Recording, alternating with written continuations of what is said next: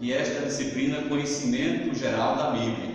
Iremos hoje, com a permissão do nosso bom e amado Deus, para o ensinamento número 12, as Epístolas Paulinas.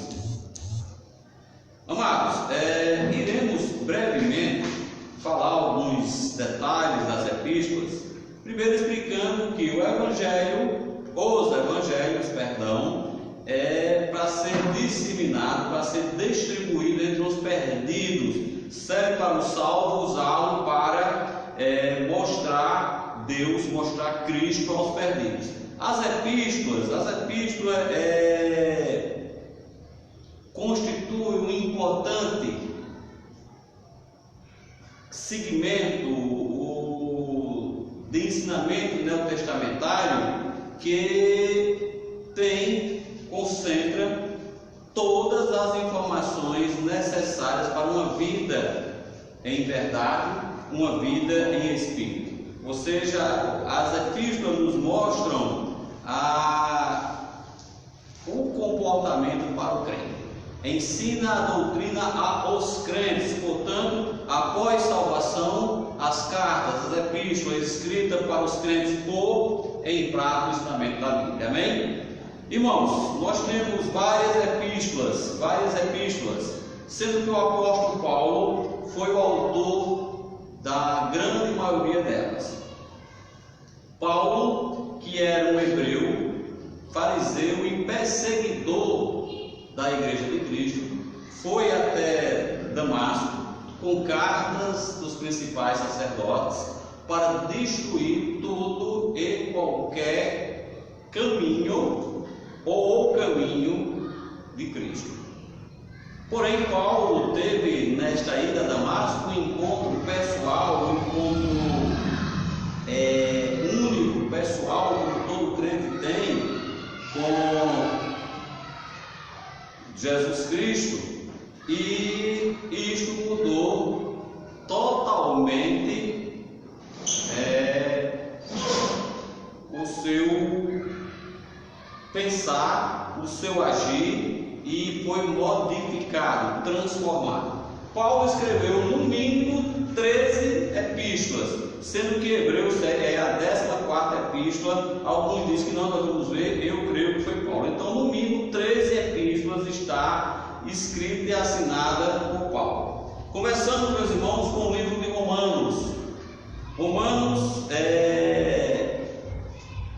mostra de uma forma clara e usa vários eventos do Antigo Testamento para mostrar ou ilustrar gloriosas verdades dos ensinamentos da Bíblia. Mostra lá como Abraão acreditou na justiça e foi imputado por sua fé. Mostra que a fé foi quem justificou Abraão e não as obras. Mostra que Davi também foi justificado pela fé, apesar de ser um homem carnal e sanguinento. Mostra também como, através de Adão, todos nós recebemos a herança do pecado.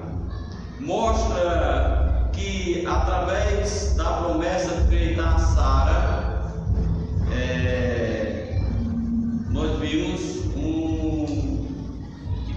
o princípio básico da fé, onde os filhos de Deus são os filhos da promessa. Então, a epístola de Paulo aos Romanos mostra também como Cristo, como Deus tratou e narra a história dos judeus, e mostra também que os judeus Deus não nos abandonou completamente. Deus apenas cegou o entendimento e endureceu os corações até que a plenitude dos judeus fossem resgatados. Portanto, o livro de Romanos mostra que a nossa obra de justiça é igual, disse Isaías, um trapo de imundícia, e que nós estamos tão mortos, mas tão mortos em pecados e ofensas, que não podemos fazer nada para nos salvar, e sim a graça de Cristo. Amém? Então, este foi o primeiro livro, o livro de Romanos, um pequeno resumo de Romanos. Eu aconselho os irmãos lerem com calma a Epístola de Paulo aos Romanos, lembrando que no próximo semestre, primeiro semestre do ano que vem, iremos apresentar na escola a Epístola de Paulo aos Romanos detalhadamente, versículo a versículo. 1º e 2º Coríntios. Irmãos, a igreja que estava em Corinto foi uma ação de Paulo. Paulo recebeu a autoridade da igreja de Deus que estava em Antioquia, que está lá explicando em Atos capítulo 13, versículos de 1 a 3, e deu início à igreja dos santos que estava em Corinto. Lembrando, um homem sozinho, sendo salvo ou não, sendo crente ou não pode fundar igrejas. Igreja é quem funda igreja. A igreja nasce de igreja. Lembre-se, Paulo encontrou com Cristo no caminho a Damasco, e Paulo foi até Antioquia para receber de Ananias o batismo bíblico, e com este batismo recebeu a autoridade para as missões. E depois Paulo foi em missão com a autoridade, debaixo da autoridade da igreja que estava em Antioquia. Então, notadamente, não podemos abrir igrejas como se abre comércio nas esquinas. A igreja de Cristo, ela surge através de uma igreja, sendo que essa igreja, a qual a igreja surgiu, ela não é a sua dona, né? A sua mentora, ela é apenas a sua, digamos, fundadora, aquela que começou o trabalho, a igreja cresceu, o corpo cresceu, e aquela igreja se torna-se independente. Usando o termo bíblico, a igreja mãe, não o termo bíblico não é mãe, aliás, o termo mãe não é bíblico, mas usando assim a expressão popular, podemos colocar como a igreja sendo a tutora, enquanto a igreja cria corpo e sobrevive sozinha. Amém? Então Paulo, com a autoridade da igreja da Antioquia, fundou a igreja na cidade de Corinto. Meus irmãos, Corinto era uma cidade situada na Grécia e tinha uma fama carnal, uma reputação imoral. Era tanto na carne como também no espírito, e era um ambiente totalmente carnal e desfavorável ao crescimento espiritual, porque lá tinha todos os tipos de práticas antibíblicas. Tinha as práticas carnais e as práticas espirituais. Neste contexto, Paulo escreve a carta aos irmãos lá de Coríntios. Por quê? Porque as pessoas têm que entender que o crente é salvo por Cristo, que depois de salvo todas as coisas lhe convêm, mas também tem que entender que foi comprado para glorificar Deus na carne e no espírito. Então Paulo exortava aos irmãos a que fossem obedientes à palavra de Deus, que glorificasse a Deus tanto na carne como no espírito. E a igreja em Corinto era uma igreja que estava aceitando relações, inclusive o incesto, o filho tendo relações sexuais com a esposa do pai, e a igreja não tomou nenhuma atitude. A igreja apenas fechou os olhos. Então Paulo estava ensinando que as pessoas têm sim responsabilidade com o seu testemunho perante os perdidos. Como é que eu vou dizer, vamos à igreja de Cristo e eu sou mais devasso do que os perdidos? Porque diz que fornicação tal que nem o gentio se nomeia. Ora, como é que eu vou pregar o evangelho desta maneira? Então, Paulo prega a separação bíblica tanto da parte carnal como da parte espiritual. Amém? Na segunda carta, ocorreu que quando os crentes lá de Corinto receberam a primeira carta, haviam se rebelado, e alguns até chegaram a questionar a autoridade de Paulo como apóstolo de Cristo e sua autoridade para fazer recomendações à igreja. E nesta segunda carta, Paulo explica a natureza do seu ministério, mostra o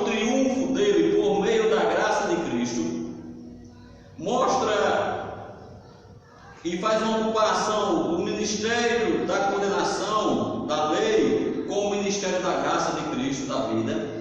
E Paulo vai mostrando que toda a base da fé cristã, toda a nova natureza é baseada na justiça de Cristo, não na justiça dos homens. Então Paulo escreveu essas duas cartas aos irmãos em Corinto, porque a igreja em Corinto estava carnal, revoltada. Inclusive alguns irmãos diziam: eu sou de Paulo, eu sou de Apolo. Estavam se enaltecendo os irmãos que pregavam a palavra e esquecendo de agradecer a Deus. Amém? Então, lembrando, Corinto era uma igreja bem carnal e bem perdida no meio espiritual. Por isso teve tantas cartas de Paulo escrevendo aos irmãos, duas grandes cartas escritas ao pessoal lá, aos irmãos de Corinto, para que eles deixassem essa vida e obedecessem a doutrina da Bíblia para com eles. Então, esta é o contexto dos livros de 1 e 2 Coríntios. O livro de Gálatas, também escrito por Paulo, foi escrito às igrejas da Galácia, e parece que os membros lá de Gálatas, da Galácia, a maioria era judeu, porque Paulo inclui ele como tendo sido debaixo da lei, incluindo ele também os irmãos que lá estavam ouvindo.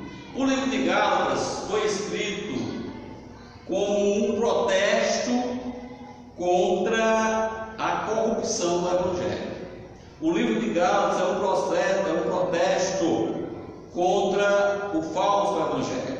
O livro de Gálatas é um protesto contra o Evangelho anátema, maldito. Inclusive Paulo usa termos bem fortes: insensato Gálatas.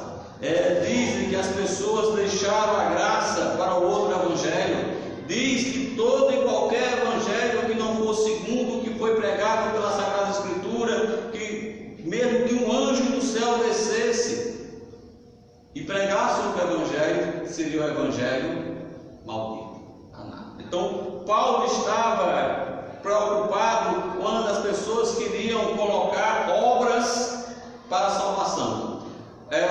Lá em Gálatas, especialmente, eram os judaizantes. As pessoas queriam colocar a fé em Cristo, mas a lei para salvar. Circuncisão, obras da carne, e nenhum homem é justificado pelas obras da carne. Então o cuidado de Paulo era com isso, que os crentes não saíssem da liberdade bíblica da fé em Cristo, que os crentes lá de Gálatas seguissem de forma firme e constante a sã doutrina. Logo no primeiro capítulo, o apóstolo Paulo mostra a grande preocupação sobre o perigo do Evangelho maldito, o Evangelho anátema. Ele reprova os Gálatas por sua incredulidade. Eles receberam pela graça, receberam pela fé ou receberam pela lei? A salvação é pela fé, jamais pela lei. Então, o Evangelho obrigatoriamente tem que ter Cristo como seu autor, o principal tema e pregador sendo Cristo. Cristo é o Redentor, Cristo é o pregador, Cristo é o tema, Cristo é a finalidade, Cristo é o justificador de todo aquele que nele crê. Este é o Evangelho que deve ser pregado. E os irmãos em Gálatas estavam pregando um outro Evangelho, o Evangelho maldito. Livro de Efésios. A cidade de Efésios era uma das cidades metrópoles lá na Ásia Menor. Era chamada a Segunda Luz. Era Mileto e Éfeso. E era uma das cidades de Júnia. Lá em Éfeso tinha muita superstição e idolatria. Até cultos demoníacos era feito lá em Éfeso. Quer dizer, todo culto que não for a Deus é aos demônios, viu? Todo culto que não for em verdade e em espírito não serve para Deus. Dentro deste cenário, Paulo descreve como deve ser a disciplina dos filhos de Deus. Paulo não está escrevendo para os perdidos. Lembrando, as epístolas são para os salvos, não para os perdidos. O Evangelho, sim, para os perdidos, para ver se eles entendem o que Cristo fez por eles. Mas as epístolas não são. E o capítulo 2 de Éfeso mostra uma realidade. Nos diz que nós estamos mortos em ofensas e pecados.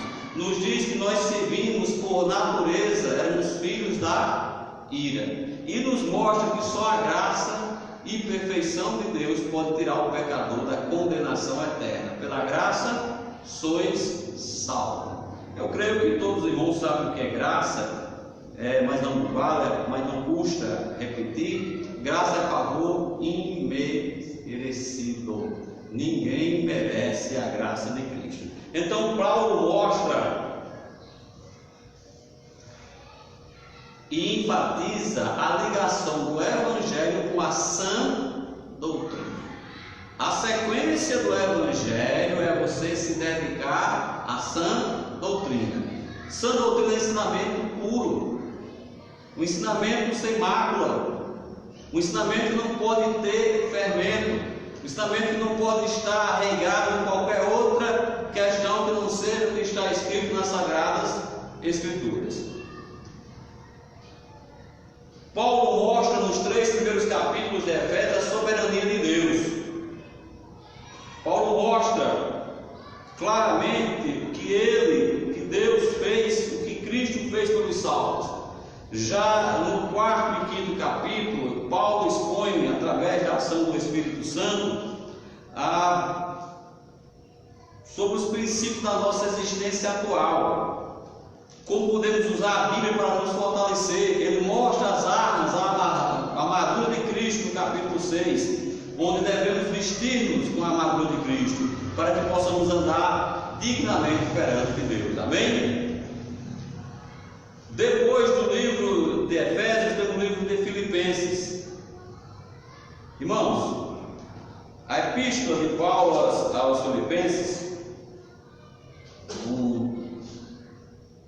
mostra um detalhe importante.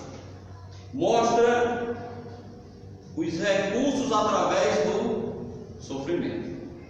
O pessoal de Filipe não era um pessoal abastado financeiramente, mas eles sempre supriram as necessidades de Paulo. Está lá em Filipenses 4.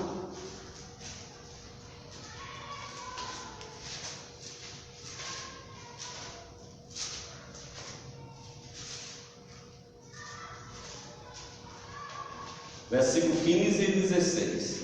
Bem sabeis também, ó Filipenses, que no princípio do Evangelho, quando parti da Macedônia, nenhuma igreja comunicou comigo com respeito a dar e receber, senão vós somente, porque também uma e outra vez me mandaste o necessário até Salônica.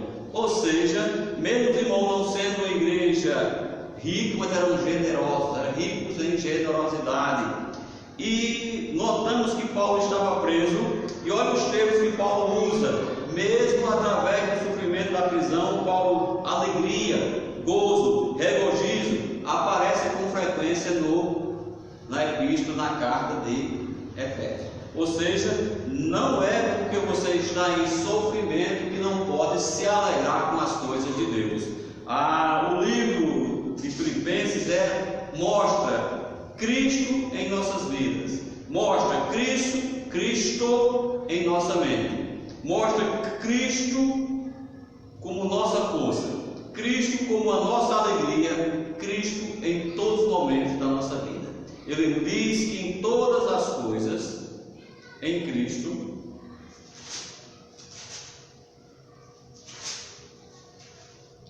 posso todas as coisas em Cristo que me fortalece. Detalhe, a Bíblia fala botar aquele que me fortalece, mas é Cristo que me fortalece. Então, independente da alegria ou do sofrimento, devemos saber que Cristo está conosco. Amém?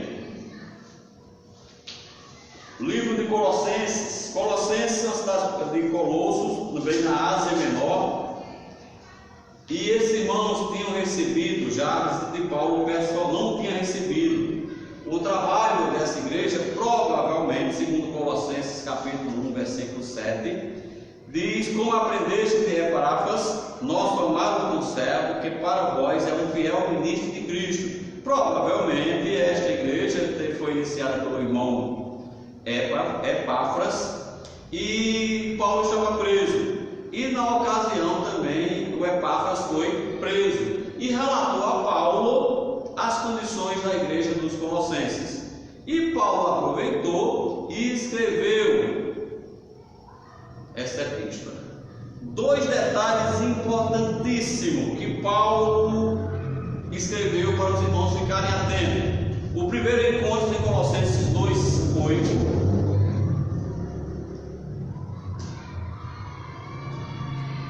E diz: tende cuidado, para que ninguém vos faça presa sua, por meio de filosofias e vãs sutilezas, segundo a tradição dos homens, segundo os rudimentos do mundo, não segundo Cristo. Ele estava dizendo: não saia do caminho perfeito da doutrina de Cristo, que Cristo trouxe do céu. A outra preocupação de Paulo também era a questão do risco advindo do judaísmo, ou as pessoas querendo introduzir a judaização na doutrina da graça. Versículo 16 a 23. Não ali não, mas depois vocês vão ver que as pessoas estão desprovidas, não estão ligadas a Cristo. Elas estão desligadas de Cristo e faz as coisas para a satisfação da carne. Amém? 1ª e 2ª Tessalonicenses.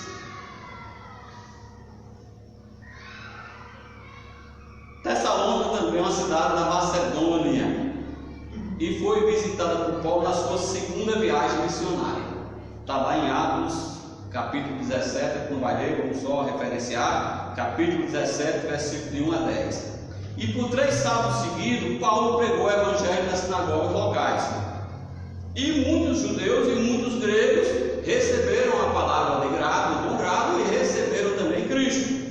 E isso causou inveja aos judeus, desobedientes e rebeldes. Nele, acompanharam, eles ajuntaram os vadios e almoçaram na cidade. Então fizeram: Paulo e Silas foram para a Bereia. Na igreja de Tessalonicenses havia um mal entendido, ou mal sobre o retorno de Cristo. E Paulo, no capítulo 4, 1 Tessalonicenses, explica que a questão da segunda vinda, porque se cremos que Jesus Cristo morreu e ressuscitou, assim também aos que em Jesus dormem, Deus os tornará a trazer com ele. Ou seja, ele explica que Cristo vai, nossa matéria, vai ao encontro do nosso espírito. Dizem-nos, pois, isto pela palavra do Senhor, que nós que ficamos vivos pela vinda do Senhor, não precederemos o que dorme, porque o mesmo Senhor descerá do céu com alarido, com voz de arcanjo, e com trombeta de Deus, e os que morreram em Cristo ressuscitarão primeiro. Depois nós, os que ficamos vivos, seremos arrebatados juntamente com Ele nas nuvens a encontrar o Senhor nos ares, e assim estaremos sempre com o Senhor. Lembrando que o arrebatamento é diferente da segunda vinda. Cristo vem na segunda vinda pisar na terra. Vamos encontrar com Cristo aonde? Nos ares. Nós iremos, se formos arrebatados, iremos no nosso corpo transformado. Se formos já mortos, iremos ter nosso corpo ressuscitado para se transformar em um corpo incorruptível. Lembrando que o Espírito vai vir de Deus. Deus nos tornará a trazer com Ele. Amém? Então, os irmãos entenderam isso. 1ª e 2ª Timóteo.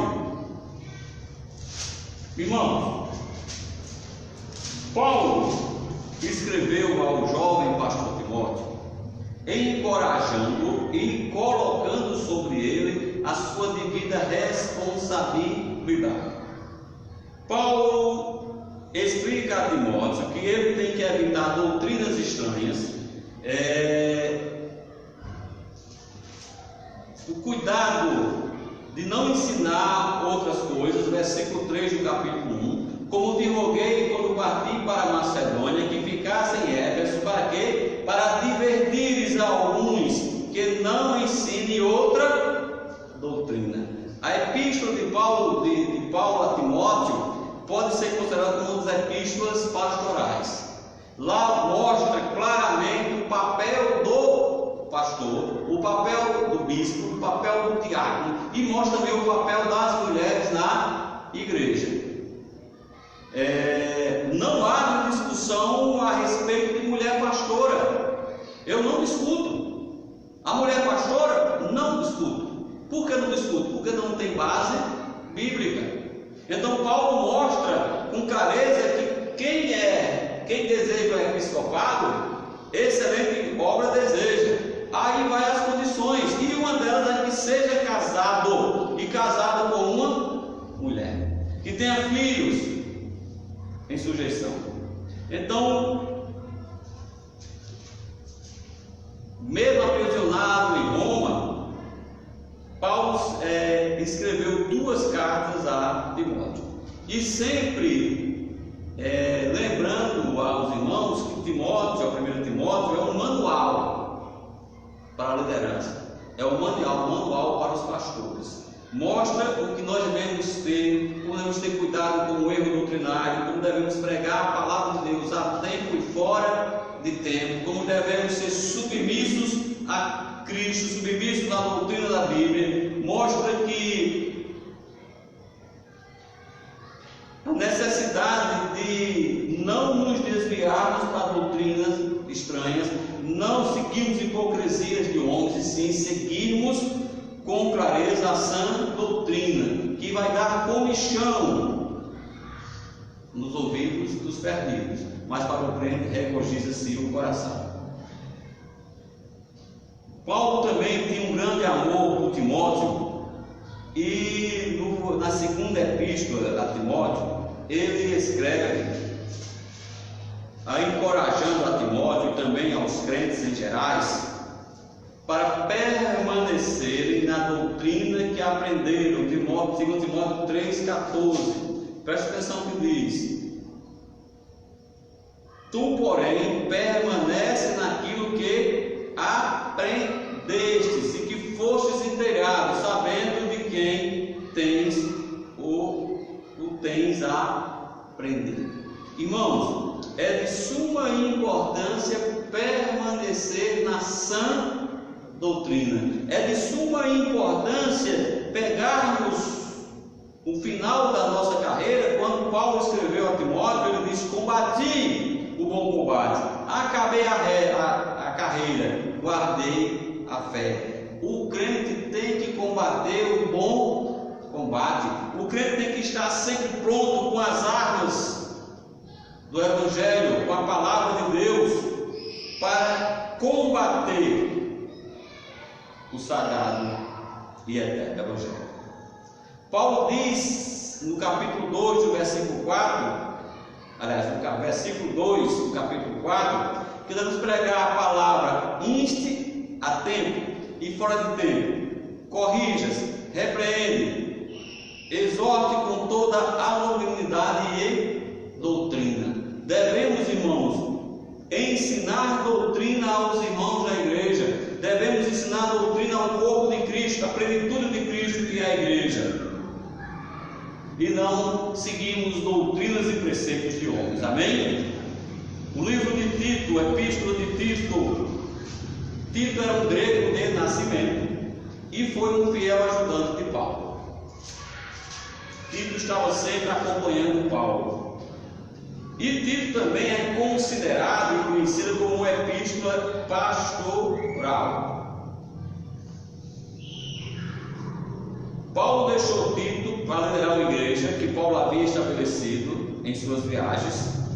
Está em Tito capítulo 1, versículo 5. Por esta causa te deixei em Creta, para que pusesse em boa ordem as coisas que ainda restam, e de cidade em cidade e estabelecesse presbítero, como já te mandei. E esta carta aconselha Tito a respeito das qualificações. Ele mandou estabelecer presbíteros, então também ele disse quais devem ser os requisitos básicos para um presbítero, para um pastor. É necessário que o bispo seja reconhecido como mordomo da casa de Deus, não soberbo, nem iracundo, nem dado ao vinho, nem espancador, nem cobiçoso, mas hospitaleiro, amigo do bem, moderado, justo, santo e temperante. O versículo 9 de Tito 1 é perfeito, retendo firme a fiel palavra que é conforme a doutrina, para que seja poderoso tanto para demonstrar com a sã doutrina, como para convencer os contradizentes. Então Paulo mostra a necessidade de instruir também esses presbíteros na sã doutrina. Se você aprende correto, você vai ensinar correto. Se aprende errado, vai ensinar errado. Então, a obrigação de Tito de ensinar aos irmãos a sã doutrina. Depois de Tito, nós temos a epístola de Paulo a Filemon. Esta breve epístola leva o nome do irmão nosso, de um crente da cidade de Colosso, cujo nome era Filemon. Este homem, Filemon, tinha um escravo que cometeu uma falta grave e fugiu para Roma, e onde foi evangelizado por Paulo. E depois de servir algum tempo a Paulo na prisão em Roma, Onésimo volta até Filemon. E Paulo escreve esta carta e pede para que Filemon, desta vez, o receba não como um servo, mas como o quê? Como um irmão. Não porque bem pode ser que ele já tenha separado de ti por algum tempo, para que se retivesse para sempre.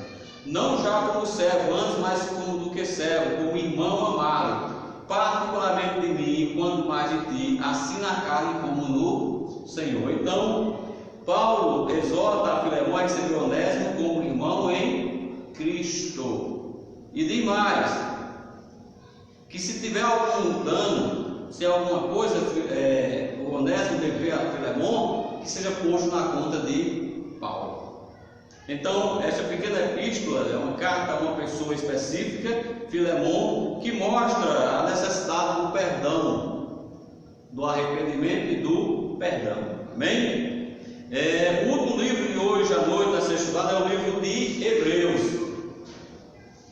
Gente, a obra de Hebreus constitui uma fonte inestimável e inesgotável de estudos profundos e proveitosos sobre Cristo, e é atribuída a boa parte dos homens sábios das escrituras dos nossos irmãos mais antigos, colocam como Paulo sendo o seu escritor.